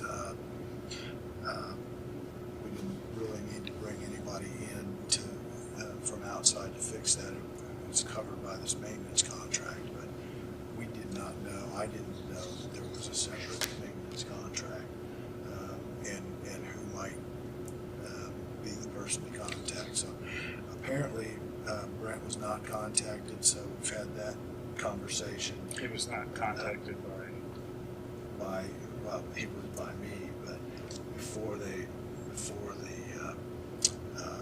people from Bader were brought in to fix the problem. Brent said he hadn't gotten any contact, so we're working through all the issues, the notification, Yes. alarms, and so. but for point of clarity, I mean, we It was an emergency. on anything that is in these buildings. it falls under us. It's your equipment. No, I agree. No, I think we reacted appropriately. Clearly. Again, if we didn't know there was a maintenance agreement on these coolers, how are we supposed to know? I mean, But, and I'm not saying that anything was done inappropriately. What I'm saying is we reacted to the issue immediately, got it resolved. My staff found it. Exactly. And subsequently now we need to look through all the issues that were uncovered. Number one, is there an alarm? Number two, is there a maintenance contract? And I could swear when we went through there to do the tour when Brett first came in, he said these all have alarms on them, so if they get, I can almost swear that he said I that. thought he did too. And so, one of my questions is, if it has an alarm, who does it contact? Was it set up so that it contacted the former coroner? And that was never changed.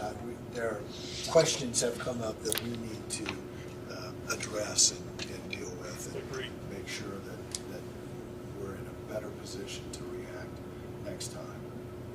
So that's where we're at with that. Do you have claims? I do. Speed limit sign MOU. Or we already did it. We talked about that. Yeah. That's right, that pack. We approved it. Yeah, we need to sign that. Thanks. Just want to make sure we got everything covered. I have minutes from September 3rd meeting. I'd like to make a motion to approve those. Second. We have a motion and a second to approve the minutes. Any further discussion? If not, all in favor of the motion signify by saying aye. Aye. Opposed? Motion carries. And I have the following claims: Centerpoint, dated 9/5/25. Riverboat sharing, paid 9/9/25. Going to the riverboat now? I guess. We're sharing. We're sharing. That's what it says. Lit paid 9/9/25. General claims paid 9/10/25. And Indiana American Water paid 9/12/2025. Make a motion to approve those. Second. We have a motion and a second, and just to clarify, on the riverboat, all counties get a share of the Income gambling from that, tax from the riverboats, and that is what this refers to. We have. I thought it was Steve over the riverboat. We stopped that like almost a year ago now. He's sharing his winnings. So we have a motion and a second to approve the claims. All in favor signify by saying aye. Aye. Opposed, same sign. Motion carries. The final issue, just for you all to be aware of, the letting for the next bridge contract is scheduled for October the 8th or 9th. It's anticipated that there will be an overage of $1.2 or $1.3 million, and that has to be paid to NDOT within 30 days of the contract actually being awarded. So council, I think, needs to primarily wrestle with what's the most appropriate pot of money. There's currently about $3.2 million in the bridge fund. There's money in council's budget. So if we want to make a recommendation, we can, but ultimately it'll be council. I think we'll let them figure that out. That's Not our my bailiwick. philosophy. You good with that? Yes. So I did have a conversation with Brandon the other day just to try to confirm the numbers. He's still anticipating a $1.2 million overage, and there's no additional money coming from NDOT, so we'll have to cover that. And it's up to council to do that. So that's all I have. Anybody else? Steve, when are we meeting with the contractor on that claim? It's tomorrow morning. When? Tomorrow morning, 8:30. Is that on your calendar? I wasn't sure if I was going to be there, if I was kind of back. If his counsel showed up, I'd be there or not. What's you want him to plan on being here? Yeah, I just assumed his counsel would be with me. Oh, Okay. he isn't. All right. If there is nothing else, we are adjourned.